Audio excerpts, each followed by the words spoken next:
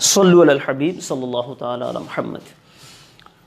جیسے کہ ابھی میں نے یہ بات عرض کی ہے کہ کل ہم نے میراث کا اثبات پڑھا تھا۔ اثبات یعنی کہ میراث کا ثبوت، میراث کہاں سے ثابت ہے۔ اس کے اندر ہم نے قرآن مجید فرقان حمید کی آیات مبارکہ، پھر احادیث، اور اس بات کو بیان کیا گیا تھا کہ یہ لوگ مستحق ہیں، ان کو میراث ملتی ہے۔ آج ہم اولاً یہ پڑھیں گے موانع میراث، یعنی وہ کون سے ایسے اسباب ہیں جس کی وجہ سے بندہ میراث سے محروم ہو جاتا ہے۔ تو سب سے پہلے اس میں غلام، تو یہی غلام سے جو کل ایک ہمیں سوال آیا جب ہم نے یہ بتایا تھا کہ ایسا آقا جس نے کسی غلام کو آزاد کر دیا تھا، وہ غلام اگر مر جاتا ہے تو اب اس کی جو میراث ہوتی ہے وہ آقا کو ملتی ہے۔ تو وہاں سے یہ سوال آیا کہ اگر کوئی آقا مر جائے تو کیا غلام کو بھی اس کی میراث ملتی ہے یا نہیں، یہ سوال ہمیں آیا۔ تو اس کا جواب یہ ہے کہ اصل جو غلام ہوتا ہے یہ تو خود مال ہوتا ہے، یہ تو خود میراث بن کر آقا کے وارثین میں تقسیم ہو جاتا ہے اور یہ خود مالک نہیں بنتا ہے۔ بہرحال تو موانع ارث کیا ہے، یعنی جس کی وجہ سے میراث سے بندہ محروم ہو جاتا ہے۔ تو سب سے پہلے ہو گیا غلام، کہ اگر کوئی غلام ہے تو غلام کو میراث میں سے حصہ نہیں ملتا، اور ساتھ ہی ساتھ اس کے اندر بھی یہ جواب آ گیا۔ اچھا، اس کے بعد مورث کا قاتل، مورث یعنی جس کی میراث تقسیم ہونی ہے، اس کا جو قاتل ہے۔ اب یہاں پر قاتل سے مراد کون سا قاتل ہے؟ چونکہ شرعاً قتل کی 5 اقسام ہیں، تو یہاں پر جو قاتل مراد ہے، اس سے مراد وہ قاتل ہے کہ جب قاتل نے قتل کیا ہے مورث کو، تو اس قتل کی وجہ سے اس پر یا تو قصاص لازم آیا یا پھر اس پر کفارہ واجب ہوا۔ تو چونکہ قتل کی مختلف اقسام ہیں، ان میں سے بعض ایسی ہیں جن میں قصاص ہے، بعض ایسی ہیں جن میں کفارہ ہے، بعض میں یہ چیزیں نہیں ہیں۔ تو ان کی اگر آپ تفصیل جاننا چاہتے ہیں تو یہ اپنے بہار شریعت کے 18ویں حصے میں اس کی تفصیل موجود ہے کہ قتل کی کتنی اقسام ہیں اور کون کون سا قاتل جس پر قصاص آئے گا، کون سا قاتل وہ ہے جس پر کفارہ آئے گا۔ تو یہ آپ وہاں سے اس کو جان سکتے ہیں۔ تو دوسرا جو مانع ارث ہوا، یعنی جس کی وجہ سے میراث نہیں ملتی، وہ ہے قاتل۔ تیسرے نمبر پر ہے دین کا اختلاف۔ دین کا اختلاف مطلب یہ کہ جیسے مسلمان ہے تو مسلمان کسی کافر کا وارث نہیں بنے گا، یعنی معاذ اللہ اگر کوئی بندہ ایسا ہے کہ جو کفر میں چلا گیا، اب اس کا جو وارث ہے وہ مسلمان ہے، تو اس طرح یہ مسلمان کافر کا وارث نہیں بنے گا۔ تو جس طرح مسلمان کافر کا وارث نہیں بنے گا، اسی طرح کافر مسلمان کا بھی وارث نہیں بنے گا۔ اس کے بعد ہے ملکوں کا اختلاف۔ یہ بات ذہن میں رکھیے کہ جو ملکوں کا اختلاف ہے، اس میں صرف غیر مسلم شامل ہیں، یعنی غیر مسلم جیسے عیسائی ہیں، تو وہ اگر ایک ملک میں رہتا ہے اور دوسرا کو کسی دوسرے ملک میں رہتا ہے، اور دوسرا ملک بھی ایسا ہو کہ یہ ان کی آپس میں الگ الگ افواج ہوں، الگ الگ ان کی آرمیز ہیں اور ان کی جنگیں ہوتی ہیں، یعنی وہ دارالحرب ہے، اور یہ جو بندہ ہے کسی دوسری جگہ پر جیسے دارالاسلام میں رہتا ہے، تو اب یہ ملکوں کا جو اختلاف ہوگا یہ بھی مانع ارث ہوگا۔ مطلب دو کوئی آپس میں بھائی تھے، دونوں ہی غیر مسلم ہیں، عیسائی ہیں، ان میں سے ایک دارالحرب میں ہے اور دوسرا دارالاسلام میں ہے. تو اب اگر کسی کا وہاں انتقال ہوگا تو یہ اس کے لیے مانع ارث ہے، لہٰذا یہ بھی میراث کا مالک نہیں بنے گا. تو موانع ارث ہم نے بیان کر دیے. وہ کون سے بیان کیا ہم نے؟ 4. نمبر 1 غلام، یعنی اگر غلام ہے تو وارث نہیں بنے گا. نمبر 2 مورث کا قاتل. قاتل سے مراد وہ قاتل کہ جس پر یا تو قصاص آئے یا کفارہ واجب ہو. اس کے بعد دین کا اختلاف، یعنی مسلم اور غیر مسلم جیسے کافر. اس کے بعد ملکوں کا اختلاف. یہ میں نے بیان کر دیا کہ ملکوں کے اختلاف سے مراد یہ ہے کہ یہ غیر مسلموں کے حق میں ہے، ایک دارالاسلام میں ہے اور دوسرا دارالحرب میں ہے. تو اس طرح یہ ملکوں کے اختلاف کی بنا پر بھی یہ ایک دوسرے کے وارث نہیں بنیں گے. اس کے بعد ہم چلتے ہیں، اب دوبارہ تھوڑا پیچھے چلیں گے.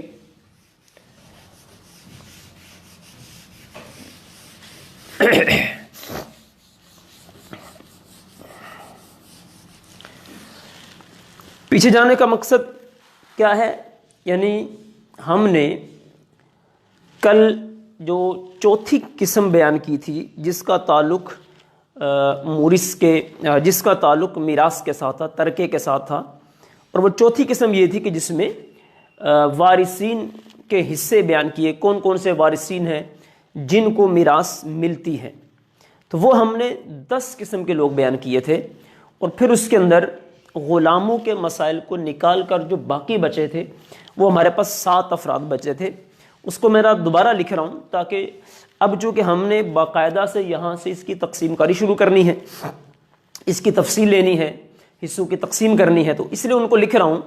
تو وہ ہم نے جو اب فی زمانہ جس کا میں نے عرض کیا تھا کہ بچتے ہیں، وہ رہ گئے ہمارے پاس. وہ ہیں، نمبر 1 تھا اصحاب الفرائض.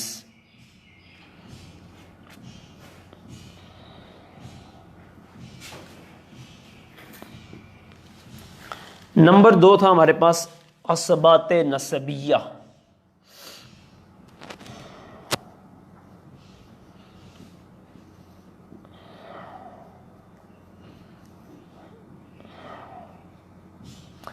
نمبر 3 تھا ذوی الفروض النسبیہ.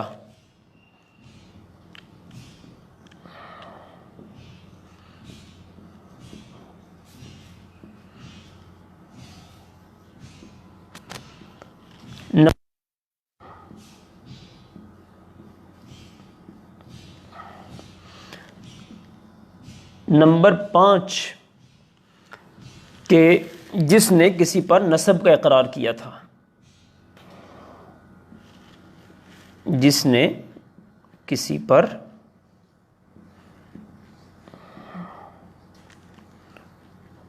نسب کا اقرار کیا ہو.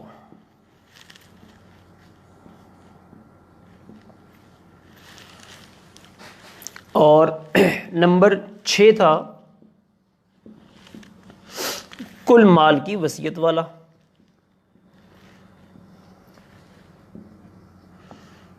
کل مال کی وصیت والا شخص. اور نمبر 7 پھر تھا بیت المال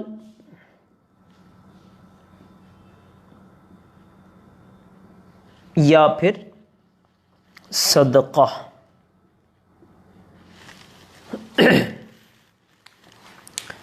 تو اس طرح یہ 7 وہ لوگ فی زمانہ بچتے ہیں کہ جن میں میراث تقسیم ہوتی ہے.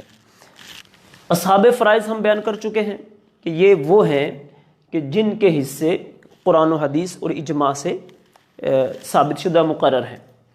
پھر اس کے بعد عصبات نسبیہ ہم نے بیان کر دیے تھے کہ اسباب وہ ہوتے ہیں جن کے حصے مقرر تو نہیں لیکن ان سے بچنے کے بعد یہ لیں گے، اگر یہ نہ ہو تو پھر سارا مال یہی لے جاتے ہیں.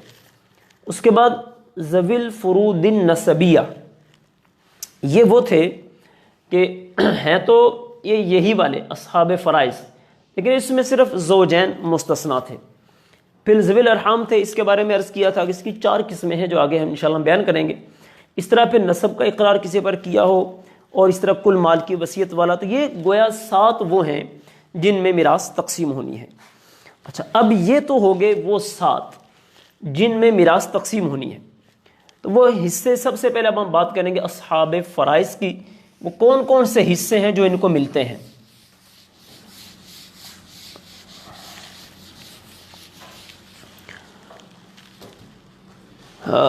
یہ ایک بڑی اہم بات آج ہم یہ بیان کرنے جا رہے ہیں. اہم اس اعتبار سے ہے کہ آگے جتنے بھی مسائل میراث کے ساتھ تعلق رکھیں گے، جس میں بالخصوص تقسیم کاری کے مسائل ہیں، ان کا ڈیپینڈ اسی پر ہوگا. ٹھیک، تو اصحاب فرائض یعنی جن کے حصے مقرر ہیں، تو حصے مقرر کتنے ہیں؟ المفروض المقدرہ،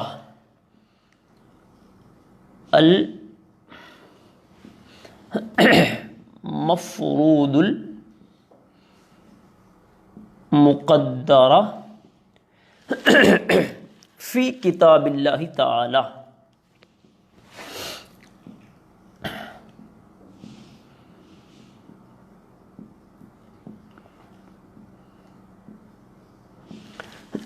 ستۃ،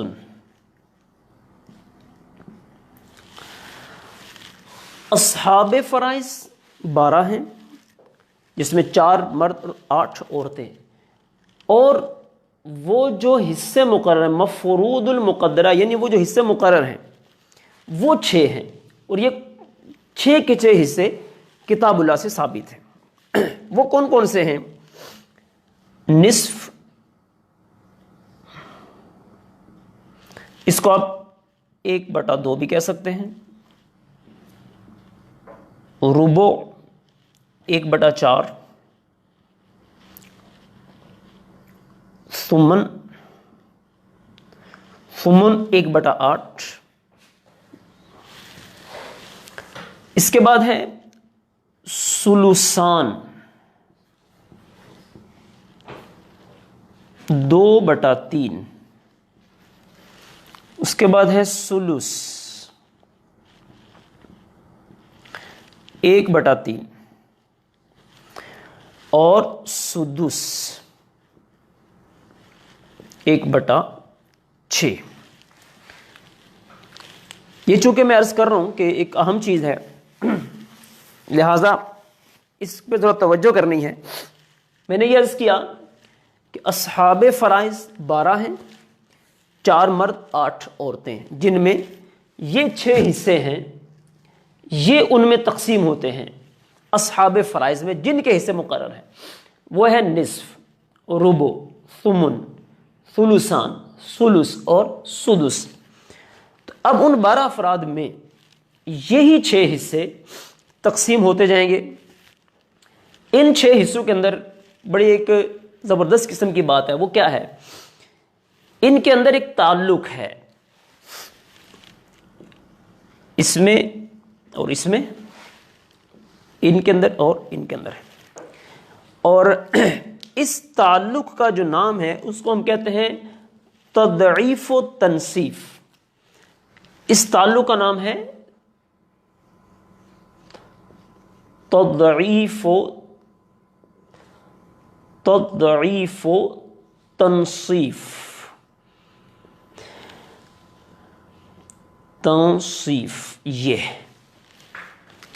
یہ جو 6 حصے ہیں ان کا آپس میں ایک تعلق ہے تضعیف و تنصیف. وہ کیا ہے؟ وہ یہ ہے، نصف یہ ربع سے دگنا ہے، اور ربع نصف کا آدھا ہے. اس کے بعد ربع یہ ثمن کا دگنا ہے، اور ثمن جو ہے یہ ربع کا آدھا ہے. تو جب ہم اس کی نسبت کرتے ہیں اس کی طرف کہ یہ اس سے دگنا ہے، تو یہ ہو گیا ہے تضعیف. جب یہ کہیں گے کہ یہ اس کا نصف ہے یعنی اس کا آدھا ہے، اس کو کہیں گے تنصیف، نصف. اسی طرح ثلثان ثلث سے دگنا ہے، ثلث ثلثان کا آدھا ہے، ثلث سدس کا दुगना है और सुदुस सुलुस का आधा है। तो ये जो इनका आपस में ताल्लुक है इसको कहते हैं तदईफ व तनसीफ। हर एक हिस्सा दूसरे का दुगना और वो जिसका दुगना है वो ज़ाहिर बात है वो उसका आधा है। तो ये हो गए वो 6 हिस्से जो उन 12 किस्म के अफराद में तकसीम होते हैं, जो 12 किस्म के लोग जिनके हिस्से कुरान और हदीस ने मुकर्रर फरमाए हैं। अब चलते हैं आगे। सल्लु अलल हबीब सल्लल्लाहु ताला अला मुहम्मद। तो ये ख़ास तौर पर अब इन चीज़ों को आपने मद्देनज़र रखना है। एक बात और जो अभी मैं यहीं पर बयान करना चाह रहा हूँ, वो पहले 12 किस्म के लोग हम जानेंगे। 6 हिस्से पता चलेंगे, ये 6 हिस्से हैं जो 12 किस्म के लोगों में तकसीम होने हैं। वो 12 किस्म के लोग अस्हाब फ़राइज़ हैं। तो जिसके बारे में जो कुतुब में इबारत लिखी है वो ये है कि अस्हाबु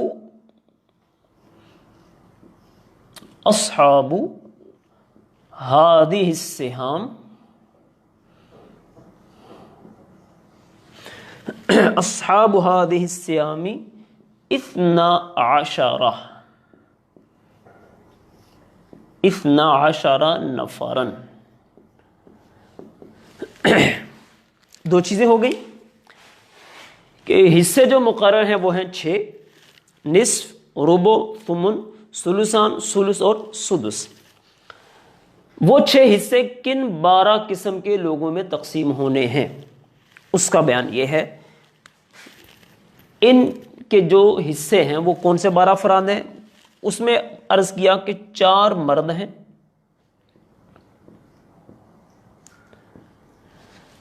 और 8 औरतें हैं।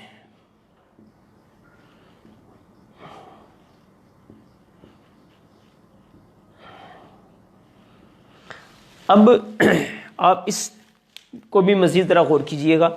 देखें, कुरान और हदीस में जो भी चीज़ें बयान की गई हैं बेशुमार हिकमत है इनके अंदर। हमने देखा कि हिस्सों के अंदर भी तनसीफ और तदईफ है, यानी एक दूसरे का आधा है तो दूसरा उसका दुगना है। इसी तरह यहाँ भी वही सूरत है। देखें, 4 मर्द हैं, 8 औरतें हैं, तो गोया कि ये इनका आधा बना है। इस तौर पर इनकी निस्बत इधर करेंगे इनसे दुगनी हो गई, और इसकी निस्बत इधर करेंगे तो ये इसका आधा बन गया है। अच्छा, अब वो 4 मर्द कौन से हैं जिनके हिस्से हमारी शरीयत मुतहरा में मुकर्रर हैं? वो 4 मर्द ये हैं: बाप, दादा, शोहर और अखयाफी भाई। अखयाफी भाई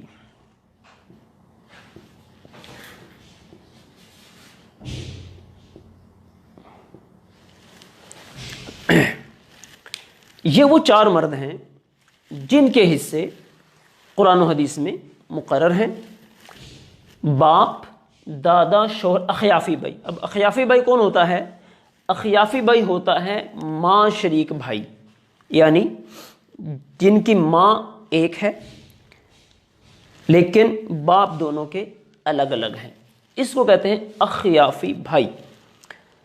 अब अगर मैं थोड़ी सी तवज्जो यूं दिलाऊं कि ये अखयाफी भाई जो है फी ज़माना हो सकता है कि लोगों को इसका इल्म ही ना हो कि ये जो अखयाफी भाई है इसका भी मीरास में हिस्सा बनता है।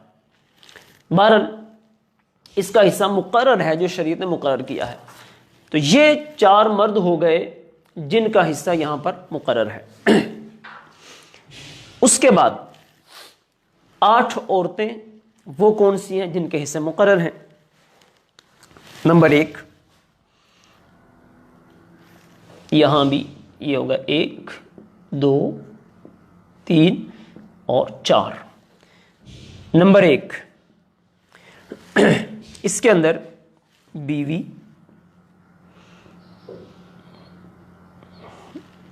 नंबर 2 बेटी,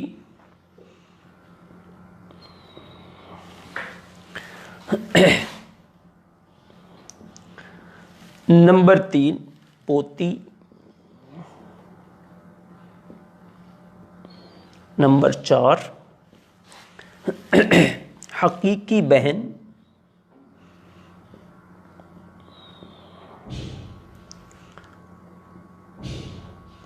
نمبر 5 علاتی بہن،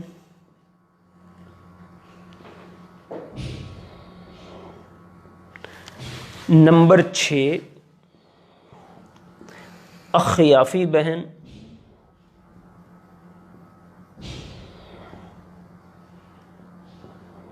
نمبر 7 ماں، اور نمبر 8 جدہ صحیحہ۔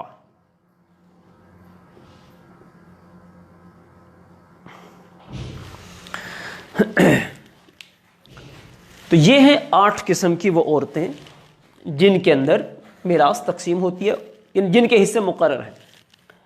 اچھا، اب بیوی، بیٹی، پوتی، حقیقی بہن، علاتی بہن، اخیافی بہن، یہاں تک تو واضح ہے کہ بیوی، بیٹی اور پوتی۔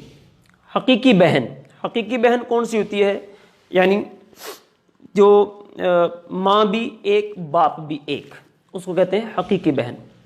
علاتی بہن یہ ہوتی ہے باپ شریک بہن، یعنی باپ ایک ہے، ماں الگ الگ ہے۔ اخیافی کی تعریف ہم اوپر اخیافی بھائی میں بیان کر چکے کہ اخیافی بہن یا اخیافی بھائی وہ کون سے ہیں؟ جو کہ ماں شریک ہیں۔ اور جدہ صحیحہ، اس کی آسان تعریف تو یہ ہے کہ دادی، لیکن اگر ہم تھوڑا اصطلاحی طور پر جاتے ہیں تو جب میت کی طرف اس کی نسبت کی جائے تو درمیان کے اندر عورت کا واسطہ نہیں آنا چاہیے۔ اچھا، اس طرح اس کے اندر ایک تو آتا ہے باپ کی ماں اور دوسرا ماں کی ماں، جس کو ہم نانی کہتے ہیں، تو یہ دونوں جدہ صحیحہ میں شامل ہیں۔ اب یہ ہے جدہ صحیحہ۔ اسی طرح جدہ فاسدہ بھی ہے، لیکن چونکہ اس کا تعلق اصحاب فرائض کے ساتھ نہیں ہے، اس لیے فی الحال ہم اس کو یہاں ذکر نہیں کریں گے۔ وہ جدہ فاسدہ جب ہم وہ چونکہ اس کا ذوی الارحام کے ساتھ اس کا تعلق ہے، تو جب ہم ذوی الارحام کو بیان کریں گے اس کے بعد جدہ فاسدہ کو بھی یہاں انشاءاللہ بیان کیا جائے گا۔ تو اب تھوڑا سا مزید پچھلی بات کو اس کو ذرا میں کنٹینیو کرتا ہوں، دونوں کو ملا کر 6 حصے ہیں جو کہ بیان کیے گئے ہیں قرآن مجید فرقان حمید میں، اور یہ 12 قسم کے وہ لوگ ہیں جن کے حصے مقرر ہیں۔ وہ 6 حصے ان 12 قسم کے لوگوں میں تقسیم ہوتے ہیں۔ اب ایک تو یہ جب ہم الگ الگ اس کو بیان کریں گے تب تو آئے گا ہی آئے گا کہ بھئی کس کو کیسے کیسے حصے ملنے ہیں، لیکن تھوڑا سا ایک خلاصہ میں آپ کو بیان کر دوں کہ وہ جو 6 حصے ہیں وہ ان میں سے کس کس کے اندر پھر کر آتے ہیں۔ یہ ایک بڑی اہم بات ہے، اس کو بالکل ذہن میں رکھیے گا اور انشاءاللہ یہ آگے جا کے بہت فائدہ دے گی۔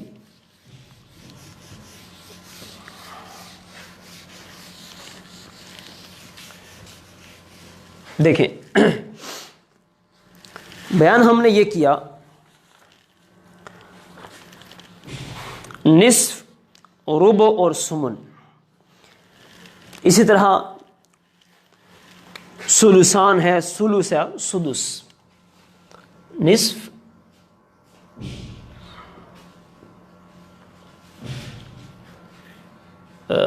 ربع،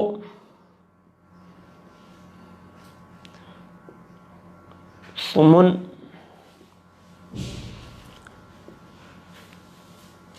ثلثان،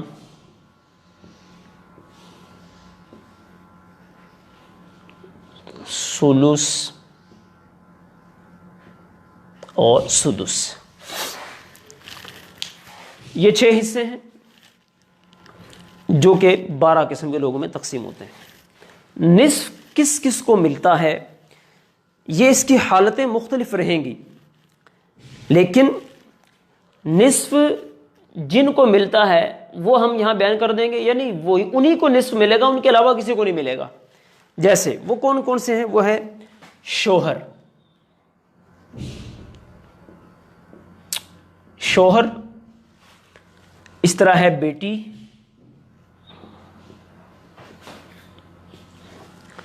اس طرح ہے پوتی،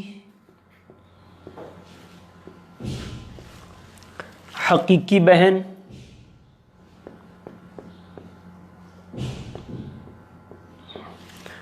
اور اللاتی بہن۔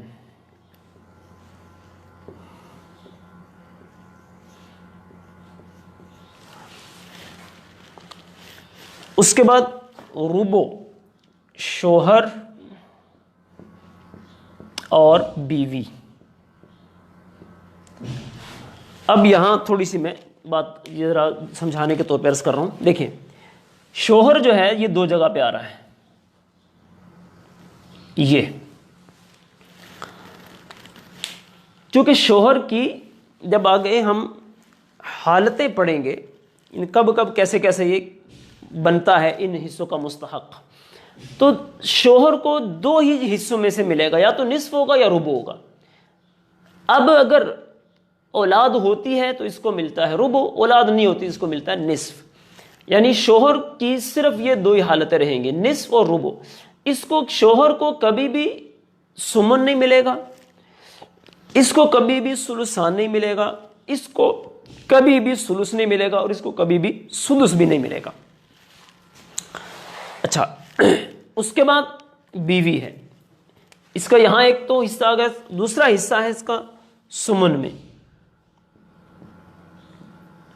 تو بیوی کی صرف دو حالتیں ہیں، یہ یا تو اس کو ربع ملے گا یا پھر سمن ملے گا۔ اس کے علاوہ کبھی بھی اس کو ثلثان نہیں ملے گا، ثلث نہیں ملے گا، سدس نہیں ملے گا، اور نصف بھی نہیں ملے گا۔ اس کے بعد باری آتی ہے ثلثان کی۔ ثلثان میں آتا ہے بیٹی،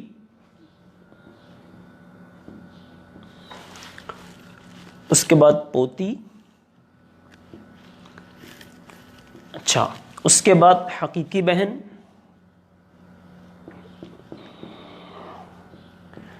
اس کے بعد ہے اللاتی بہن۔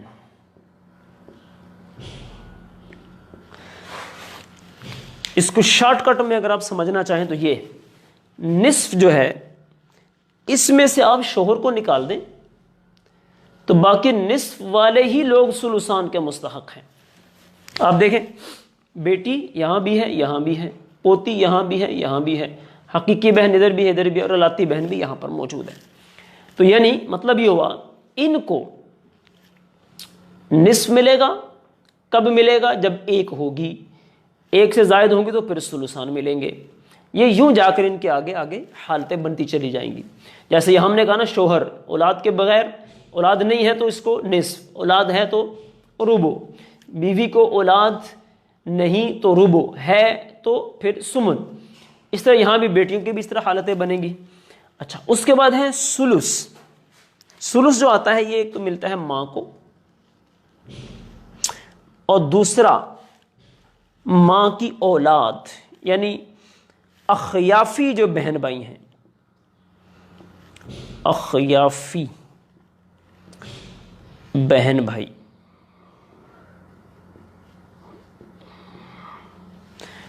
ان کو ثلث ملے گا۔ یعنی ماں جو ہے اس کو ثلث ملے گا، اس کے بعد یا پھر اس کو سدس ملے گا۔ ماں کو کبھی بھی ثلثان نہیں ملے گا، سمن نہیں ملے گا، ربع نہیں ملے گا، نصف نہیں ملے گا۔ اسی طرح سدس میں آئے گا نانی، اس کے بعد ہے دادی، باپ، اس کے بعد دادا، اور اسی طرح اخیافی بہن بھائی،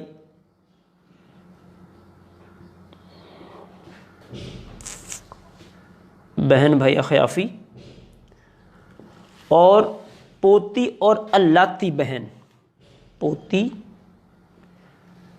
اور اللاتی بہن۔ اس کو ہم یہاں لکھ دیتے ہیں، اللاتی بہن، یہ تو آپ دیکھیں وہ جو 12 قسم کے اصحاب الفرائض ہیں جن کے حصے قرآن و حدیث میں مقرر ہیں، ان کو یہ حصے ملتے ہیں اور اس طرح سے ملیں گے۔ اب جیسے ہم نے ماں کی بات کر دی، آپ دیکھ رہے ہیں اس کو سدس اور سلس ہی مل رہا ہے، کبھی سلسان نہیں ملے گا۔ جیسے نانی ہے، دادی ہے، ان کو بھی کبھی بھی آپ دیکھیں گے سلس سلسان ان میں سے نہیں ملے گا، صرف یہ ملے گے۔ اسی طرح یہ اخیافی بہن بھائی ہیں، ان کو سلس بھی ملتا ہے کبھی اور کبھی سدس بھی ملتا ہے۔ حقیقی بہن اللاتی بہن یہاں بھی آ رہی ہے، یہاں بھی آ رہی ہے۔ تو یہ حصے ان کے اندر مختلف حالتوں کے اندر عود کرتے رہیں گے، کبھی کسی کو کچھ ملے گا، کبھی کسی کو کچھ ملے گا، اور ملیں گے کس طور پر؟ جیسے بھی ہم نے اس کی مثال دی نا، یہ بطور مثال تھا کہ یعنی بعض وارثوں کی موجودگی میں حصوں میں کمی بیشی ہوتی چلی جائے گی۔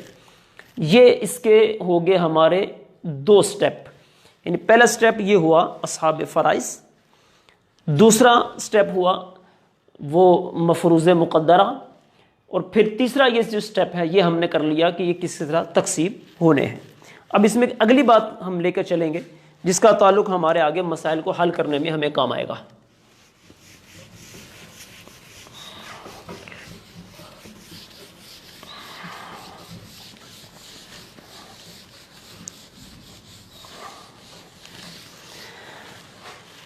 یہ ابھی جو میں بات بیان کرنے جا رہا ہوں، یہ بات اگرچہ کہ کئی جگہوں پر بعد میں جا کر بیان کی جاتی ہے، لیکن میں اس کو پہلے سے بیان کرنے جا رہا ہوں۔ اس کی وجہ یہ ہے کہ جب ہم آگے حصوں کی تقسیم کاری کی طرف جائیں گے تو اس وقت تھوڑی سی کنفیوژن ذہن میں آ سکتی ہے، وہ اس ابھی اصول کو سمجھنے کے بعد دور ہو جائے گی۔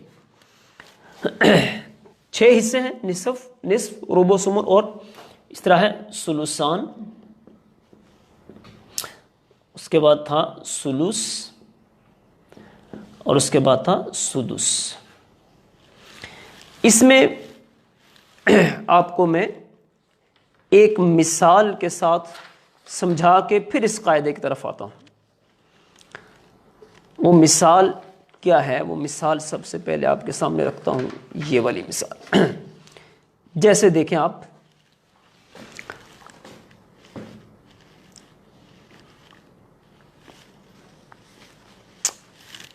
باپ مثلا ایک بندہ فوت ہوا، اس کا باپ ہے اور ساتھ میں اس کی بیٹی ہے۔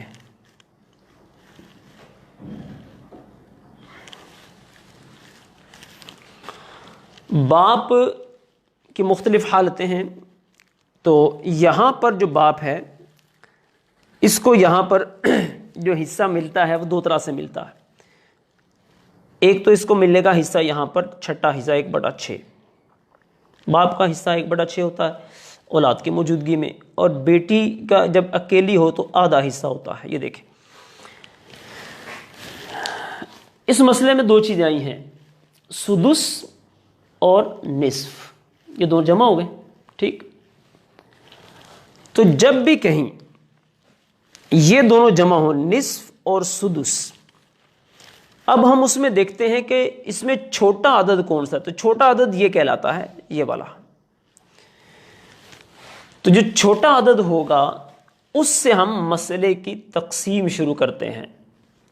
یہ دیکھیں آپ، تو اب جب یہ تقسیم ہوگا تو یوں ہوگا، یہاں باپ کو پہلے چھٹا دیں گے، بیٹی کو نصف ملتا ہے تو 3 دے دیں گے، یہ کل ہو گئے 4۔ باپ کی یہاں 2 صورتیں اصل میں، ایک ہے تعصیب اور ایک ہے فرض مطلق، وہ میں ابھی جیسے آپ کو باپ کے حصے بیان کروں گا اس میں وضاحت کرتا ہوں۔ تو یوں یعنی کہ باپ کو یہاں 2 ملتے ہیں، تو یہ اس کے 3 ہو گئے، یہ 3 اور 3 6 بن گئے۔ لیکن یہاں جو مقصود تھا سمجھانا ہے وہ میں اس کی طرف جا رہا ہوں کہ جب اس طرح حصے جمع ہوتے ہیں تو جو چھوٹا عدد ہوتا ہے اس سے تقسیم کاری شروع ہوتی ہے، اور اگر دوسری صورت ہوتی ہے ایک، وہ ہوتی ہے یہ نصف ان میں سے کسی کے ساتھ ملے گا، تو کیا صورت بنے گی؟ रुबो ان کے ساتھ کسی کے ساتھ ملے گا تو کیا صورت مسئلہ کیسے بنانا ہے, سمن کیسے بنانا ہے. تو یہاں کیا ہوا ہے دیکھیں, نصف, یہ نصف ہے اور یہ سدس, یہ آپس میں مل گئے, یہاں جمع ہو گئے. جب نصف سدس کے ساتھ جمع ہو جائے, سلس کے ساتھ ہو جائے یا سلسان کے ساتھ آ جائے, تو اس وقت مسئلہ جو بنائیں گے ہم وہ بنائیں گے 6 سے. جیسے دیکھیں ہم نے یہاں کیا ہے, نصف سدس, نصف سدس, یہ دونوں ایک جگہ اکٹھے ہو گئے. اب مسئلہ ہم نے بنایا ہے 6 سے. دیکھیں مسئلہ 6 سے بنا اور یہ تقسیم کاری ہوگی. ٹھیک. اچھا, ربو یہ اگر مل جائے سلسان کے ساتھ یا سلس کے ساتھ یا سدس کے ساتھ, تو اس وقت ہم جو مسئلے کی تقسیم کاری ہوتی ہے وہ 12 سے کرتے ہیں. اچھا, اس طرح سمن سلسان کے ساتھ مل جائے, سلس کے ساتھ مل جائے یا سدس کے ساتھ مل جائے تو مسئلے کی تقسیم کاری ہوتی ہے 24 سے. یہ تو یہ ہوگا جب یہ ملتے ہیں. اگر ایک ہی قسم کے آ جائیں, یعنی ایک طرف نصف ہو اور ربو ہو, یہ دونوں کسی جگہ اکٹھے ہو جائیں, مثلا یہاں بیٹی ہوتی, یہاں پر بیٹی کی صورت تو نہیں بنے گی, چلو مثال جب بعد میں دیکھ لیں گے. نصف ربو ملے گا تو مسئلہ ہم بنائیں گے اس وقت 4 سے. یہ جب یہ تینوں جمع اگر کہیں ہو جائیں, یہ بھی یہ بھی یہ بھی, تو مسئلہ بنے گا چھوٹے عدد سے یعنی 8 سے. یہ دونوں کہیں جمع ہوں گے تو مسئلہ بنے گا بڑے عدد سے یا چھوٹے عدد سے یعنی 8 سے. اسی طرح یہ جو دو ہیں یہ کہیں جمع ہو جائیں گے سلس ہے سلسان, تو مسئلہ بنے گا ہمارا چھوٹے عدد سے, یہاں دونوں برابری ہوں گے 3 سے بنے گا. یہ دونوں کہیں جمع ہو جائیں گے تو مسئلہ چھوٹے عدد سے یعنی 1/6 ہے یہ اور یہ 1/3 ہے, تو چھوٹا عدد یہ ہوگا. اس سے ہم مسئلے کو بنانا شروع کریں گے, پھر اس کے حساب سے تقسیم ہوگی. اب اس کو اگر آپ ذہن میں رکھیں گے تو ابھی چونکہ آگے ہم چل رہے ہیں, ہم نے آج سے اصحاب فرائض ان کی تقسیم شروع کرنی ہے, کس طرح ان کو حصے کیسے کیسے ملتے ہیں. لیکن اس میں سے پہلے یہ چیزیں ضروری تھیں, ان کو ذہن میں رکھنا چاہیے. پھر دوہرا دیتا ہوں میں اس کو, یہ دونوں اکٹھے ہو جائیں تو جو چھوٹا عدد ہے وہ چونکہ 4 ہوتا ہے یعنی 1/4 چوتھا, اس سے ہم مسئلے کی تقسیم کرنا شروع کرتے ہیں. اسی طرح یہ آ جائے تو یہ چھوٹا ہوگا تو لہٰذا اس سے تقسیم شروع کریں گے. یہ دونوں ہوں گے تو سلس ہے تو یہ 3 سے ہی شروع رہے گا مسئلہ. یہ دونوں اگر آ جائیں گے تو یہ سدس چھوٹا عدد ہے, اس سے مسئلے کی تقسیم کاری ہم شروع کریں گے. اسی طرح اگر یہ ملتا ہے ان میں سے کسی ایک کے ساتھ تو تقسیم کاری شروع ہوگی 6 سے. یہ ملے گا اگر ان میں سے کسی کے ساتھ تو تقسیم کاری شروع ہوگی 12 سے. یہ ملے گا سمن کسی کے ساتھ ان میں سے تو تقسیم شروع ہوگی 24 سے. اچھا, اب اصحاب فرائض جو ہم نے بیان کی اس میں سے جو پہلا شخص تھا, پہلا جو فرد ہے وہ ہے باپ.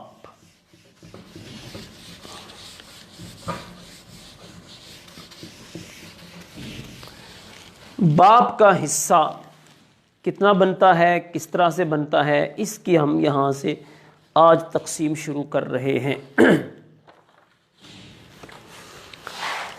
لِأَبٍ یعنی باپ کے لیے,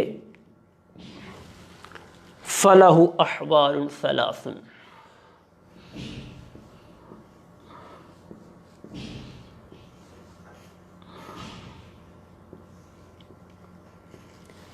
باپ کی 3 حالتیں ہیں.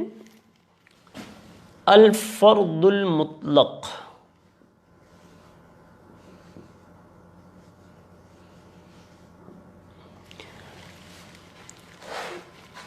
دوسرے نمبر پر ہے الفرد والتعصیب,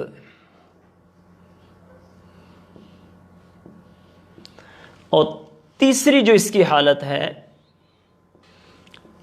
وہ ہے التعصیب المحض.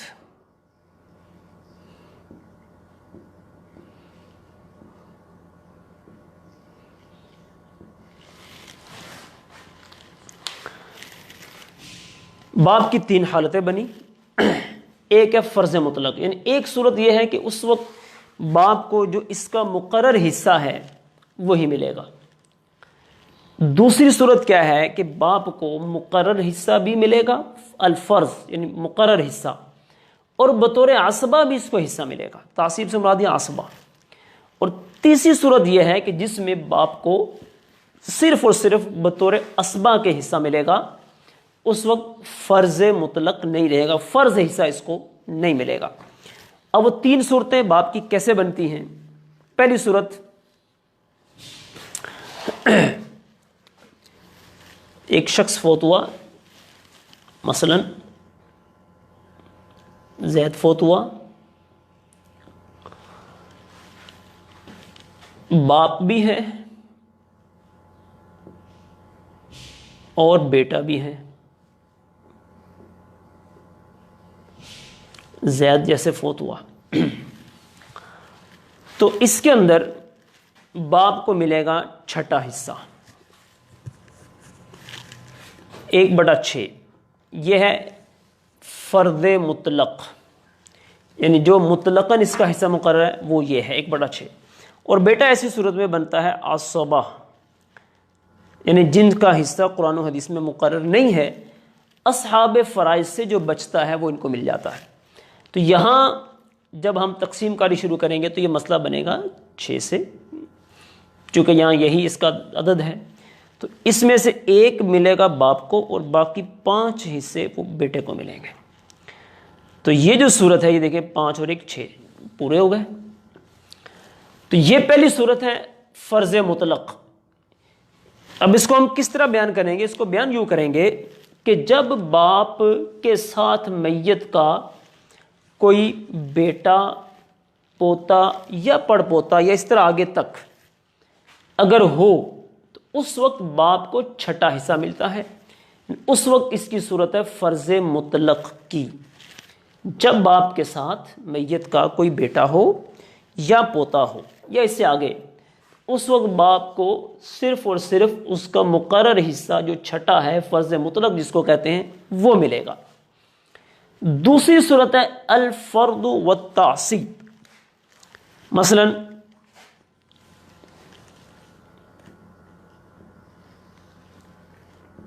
کوئی شخص فوت ہوا، اس کا ایک باپ ہے اور بیٹی ہے. بیٹی یہ ہے یا پوتی ہے یا پڑ پوتی، اسی طرح آگے تک. اب یہاں باپ کی 2 صورتیں ہیں، فرض اور تعصیب، یعنی مقرر حصہ بھی باپ کو ملے گا اور بقیوں کے مقرر حصے جو ہیں وہ ان کو دینے کے بعد جو بچے گا وہ بھی باپ کو ملے گا، یعنی بطور عصبہ. تو دیکھیں اب باپ کو یہاں ملنا ہے مقرر حصہ، وہ ہے 1/6 یعنی سدس. بیٹی کا نصف. تو چھوٹا عدد یہاں پر 6 ہے اور ویسے بھی نصف سدس کے ساتھ مل رہا ہے. جب نصف سدس کے ساتھ ملے گا تو مسئلے کی تقسیم کاری 6 سے شروع ہوگی. اس مسئلے میں باپ کو ہم نے پہلے دینا ہے اس کا مقرر حصہ، وہ ہے یہ 1. بیٹی کا نصف ہے تو 6 کا نصف 3 ہوا، یہ ہو گئے 4، 2 حصے باقی بچے. تو اب وہ 2 حصے باپ کو بطور عصبہ کے مل جائیں گے. تو یوں کل اس کے 3 حصے ہو گئے اور 3 اس کے ہو گئے. تو یہ دیکھیں یہاں باپ فرض اور تعصیب دونوں صورتیں یہاں پر پائی گئی. اس کو مقرر حصہ بھی ملا اور ساتھ ہی ساتھ اس کو تعصیب یعنی بطور عصبہ کے بھی ملا ہے. اب رہے گی تیسری صورت جس میں، اچھا یہاں اس کو یوں ہم بیان کریں گے جیسے یہاں بیان کیا کہ باپ کے ساتھ جب میت کا بیٹا پوتا آگے تک کوئی بھی ہوگا تو باپ کو ملے گا مقرر حصہ فرض مطلق. جب میت کے ساتھ باپ کے ساتھ میت کی بیٹی پوتی آگے تک کوئی ہوگا تو اس وقت باپ کو مقرر حصہ بھی ملے گا اور جو بچے گا تو بطور عصبہ بھی ملے گا. اور تیسری صورت یہ ہے کہ جب باپ کو مقرر حصہ نہیں ملے گا، صرف اور صرف بطور عصبہ جو اس کا حصہ بنتا ہے وہ اس کو ملے گا. اب وہ تیسری صورت کون سی ہے اس کو بھی ہم یہاں بیان کر دیتے ہیں۔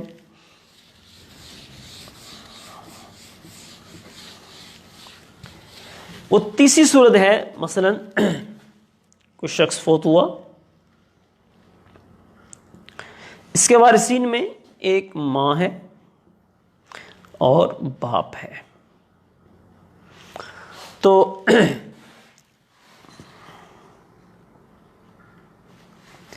اب یہاں پر جو مسئلہ ہے ماں کے حصوں کی جہاں بات ہوگی، جو کہ یہ تو بطور عصبہ ہے، اس کا تو مقرر حصہ ہے ہی نہیں، تو ماں کے ساتھ اگر میت کا کوئی بیٹا یا بیٹی یا اور کوئی میت کا بھائی وغیرہ نہ ہو تو اس وقت ماں کو ملتا ہے تیسرا حصہ۔ تو اب یہاں مسئلے کی تقسیم شروع ہوگی ہماری 3 سے، 1 ماں کو مل جائے گا، باقی جو 2 بچیں گے وہ باپ کو بطور عصبہ مل جائیں گے۔ یہ عصبہ ہے یہاں پر تعصیب المحض، یہ والا۔ یہاں پر باپ کی یہ تیسری صورت بھی بیان ہو گئی۔ تو باپ کے جو اصحاب فرائض میں سے ہے، اس کی 3 حالتیں بن گئیں، 3 صورتیں بن گئیں، جس میں باپ کو مختلف طریقوں سے مختلف حصے مل رہے ہیں۔ فرض مطلق یعنی مقرر حصہ ملے گا، وہ کب ملے گا؟ جب میت کا کوئی بیٹا پوتا اگر ساتھ میں ہے تو۔ فرض اور تعصیب دونوں طرح سے ملے گا، جب میت کا وہ میت کی بیٹی یا پوتی اگر کوئی ساتھ میں ہے تو اس وقت باپ کو فرض بھی ہے، تعصیب بھی ہے، جس کی مثال ابھی ہم نے لکھی ہوئی تھی۔ اور تعصیب محض ہے کہ جب میت کا بیٹا بیٹی ایسا ساتھ میں کوئی نہیں ہے، کوئی بھائی بہن بھی نہیں ہے، تو اس وقت پھر ماں کو تو یہ ملتا ہے اور باپ کو بطور عصبہ ملتا ہے۔ یہ دیکھ لیں آپ، تو باپ کی 2 حالتیں بنی، فرض اور تعصیب۔ ایک جگہ صرف فرض، ایک جگہ صرف تعصیب، اور ایک جگہ فرض و تعصیب دونوں۔ اور یہ باپ ہی کی یہ حالت ایسی ہے جس میں فرض و تعصیب یہ دونوں اس کی پائی جاتی ہیں، بقیہ کسی وارث کی نہیں پائی جاتی۔ تو یہ ہو گیا باپ کے حصوں کا بیان۔ اب ہم چلتے ہیں دادا کے حصوں کی طرف۔ اصحاب فرائض میں سے دوسرا جو ہے وہ ہم نے لکھا تھا دادا۔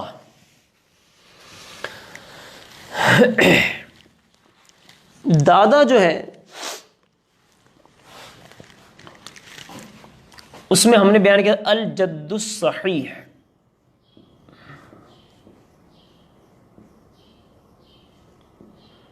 جو کہ یہی اصحاب فرائض میں سے تھا۔ الجد الصحیح کالابی الا فی 4۔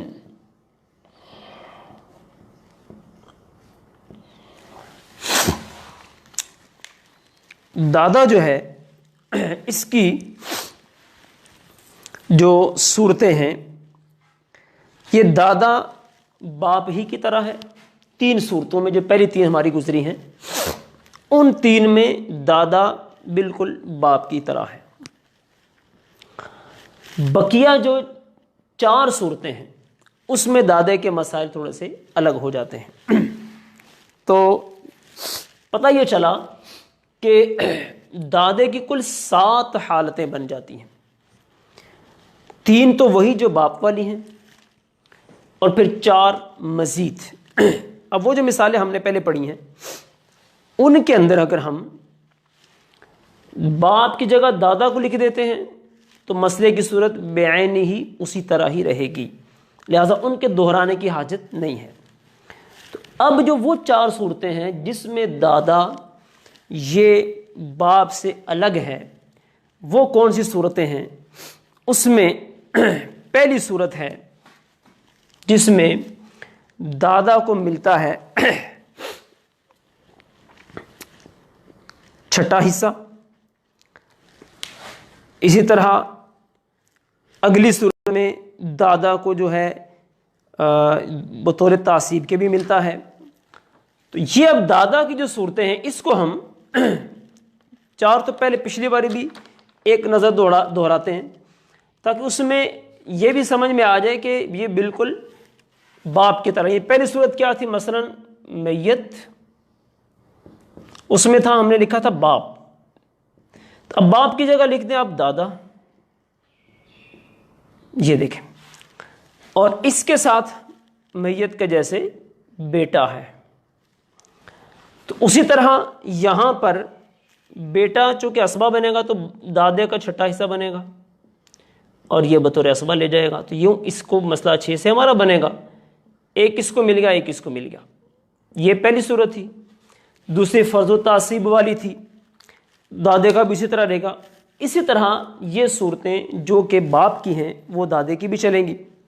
دوسری صورت یہ تھی جس میں بیٹا، یہاں تھا نا بیٹے کے ساتھ ہم دیکھا بیٹی تھی، بیٹا نہیں بلکہ بیٹی تھی، تو اس کے اندر ہم نے دیکھا تھا کہ باپ کی 2 صورتیں تھیں، اسبہ بھی بن رہا تھا، فرض بھی مل رہا تھا، اسی طرح یہاں بھی اس کو نصف ملے گا، اور یہاں دادا کو پہلے 1 پھر 2 مل جائیں گے بطور اسبہ کے۔ تیسری صورت یہ تھی کہ جس میں دادا اور ماں کی صورت تھی۔ صلو علی الحبیب صلی اللہ تعالی علی محمد صلی اللہ علیہ رسول اللہ۔ اب دادا کی جو 4 صورتیں ہیں ان کو ہم بیان تو کرنا چاہ رہے ہیں ابھی، لیکن ٹائم نہیں رہا، چونکہ اس میں تھوڑی سی ڈیٹیل بھی آئے گی تو اس کو انشاءاللہ ہم کل پہ رکھتے ہیں۔ فی الحال آج کی تھوڑی دہرائی کرتے ہیں ہم۔ آج جو ہم نے مسائل پڑھے ہیں اس میں سب سے پہلے ہم نے پڑھا ہے موانع ارث، یعنی وہ کون سی صورتیں ہیں جس کی وجہ سے بندہ میراث سے محروم ہو جاتا ہے۔ اس میں ایک تھا غلام، دوسرا تھا مورث کا قاتل، تیسرا تھا دین کا اختلاف، چوتھا تھا ملکوں کا اختلاف۔ اس کے بعد پھر ہم نے 6 حصے جو قرآن پاک میں مقرر ہیں وہ بیان کیے، ان کا پھر آپس میں تعلق بیان کیا۔ پھر ہم نے وہ 12 قسم کے لوگ دیکھے جن میں وہ 6 جو حصے ہیں وہ تقسیم ہوتے ہیں، اس میں 4 مرد تھے، 8 عورتیں تھیں۔ عورتوں کے اندر جو الگ سے ایک نئی بات وہ تھی وہ یہ تھی حقیقی بہن کی تعریف، اللہ بہن کی تعریف، اخیافی بہن کی تعریف، اسی طرح جدہ صحیحہ۔ اس کے بعد پھر ہم نے باپ کے حصوں کو آج پڑھا ہے۔ اس میں ساتھ ایک اور بات بھی پڑھی ہے کہ جب یہ حصے آپس میں جمع ہوتے ہیں تو ہم نے مسئلے کو حل کس طرح کرنا ہے، یہ ہم نے مختصر آج اس کو پڑھا ہے۔ پھر ہم نے باپ کے 3 حصے آج پڑھ لیے ہیں، تو باپ کے 3 حصے، جس میں ایک فرض مطلق تھا کہ اس کو مقرر حصہ ملتا ہے، دوسرا وہ تھا کہ جس کے اندر اس کو فرض مطلق بھی ملتا ہے اور تعصیب بھی ہوتی ہے، یعنی اسبہ کے طور پہ ملتا ہے، اور تیسرے نمبر پہ ہم نے یہ پڑھا کہ جس میں باپ کو بطور اسبہ ہی ملتا ہے۔ یہ ہمارا آج کا سبق تھا۔ تو یہ چونکہ آج میراث کے حوالے سے زیادہ تر باتیں تھی، تھوڑا یعنی سمجھ لیں آپ اس کو قواعد کی روح سے، تو تھوڑا ممکن ہے مشکل نظر آیا ہو، لیکن یہ ہے کہ چونکہ یہ ایک پریکٹس کا نام ہے، جتنا ہم اس میں پریکٹس کرتے جائیں گے تو انشاءاللہ یہ آگے چلتا چلا جائے گا۔ کل اللہ نے چاہا تو ہم دادا جو ہے اس کے احوال، پھر شوہر اس کے احوال کو بیان کریں گے اور اخیافی بھائی کو بیان کریں گے، اور مردوں کے یہ حصے اللہ نے چاہا تو کل ہمارے یہ کمپلیٹ ہو جائیں گے۔ اس کے بعد پھر ہم چلیں گے عورتوں کے احوال کی طرف۔ تو آپ سے یہ گزارش ہے کہ یہ آپ جب خود بھی سیکھ رہے ہیں اس کو آگے بھی شیئر کریں، اور جہاں جہاں مسائل ہوتے ہیں آپ اس میں کومنٹس میں ہمیں بھیجیں تاکہ ہم اس کو دیکھیں، جو بھی اس میں کچھ مسائل آ رہے ہوں گے انشاءاللہ اس کو ہم حل کریں گے، اور ساتھ ہی ساتھ دعوت اسلامی کے ساتھ تعاون میں بھی شریک رہیں۔ آج کل بالخصوص عطیات کا موسم ہے، اس میں مدنی عطیات جمع کیجیے، رمضان المبارک آگے آ رہا ہے، اس میں عموماً لوگوں کا ذہن ہوتا ہے زکوٰۃ، فطرات، عطیات دینے کا، تو جہاں جہاں ممکن ہو آپ دعوت اسلامی کے ساتھ اپنے تعلقات کو قائم رکھیے، اس کی جہاں تک ہو سکتا ہے تعاون کیجیے۔ تو اللہ کی بارگاہ میں دعا کرتے ہیں اللہ جل شانہ ہم سب کو عمل کی توفیق عطا فرمائے، اور خصوصاً جو میراث کے مسائل ہیں اور فی زمانہ اس میں جو پریشانی آ رہی ہیں اللہ وہ سب کی حل فرمائے۔ آمین بجاہ النبی الامین وما علینا الا البلاغ المبین۔ صلوا علی الحبیب صلی اللہ تعالی علی محمد۔